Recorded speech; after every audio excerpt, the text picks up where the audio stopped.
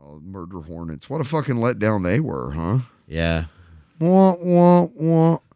I saw memes. It was like, you can't just introduce a plot twist like that and then just fucking let it ignore go. It. I'm like, have you ever seen Lost? Right? Because they did that shit Constantly. all the fucking time. Yeah.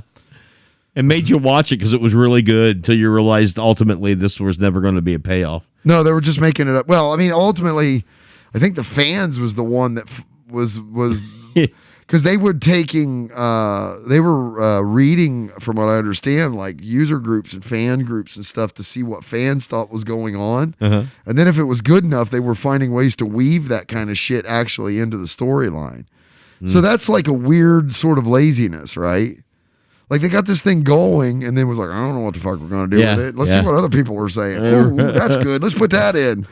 So it was like a choose your own adventure, but the fans didn't know it was actually happening. It's like a game of D&D in a sense, right? Yeah, a little like you bit, come up with some good ideas and you don't really know where it's going to go, but you don't need to because the players are going to take it in some direction anyway. So you just kind of wait and see what happens. And then like pretty much all those campaigns, it reaches a point where it becomes ludicrous and everybody loses interest. Nobody wants to play anymore. Yeah, no theme. Yeah, no accomplishment, no climatic ending to a it just story. all sort of just fucking fizzles out. Yeah, that's why after about 10 years of playing, I totally rearranged how I was doing that, and it made it a lot better. Like you drove it to the story to an end point, and then that was it, and everybody roll up new characters, and we're going again. Kind of thing? No, just the stories would have their beginnings, their climax, and their endings, and then you go on to another story, right? But it was story orientated, and you could string the stories together like chapters in a book.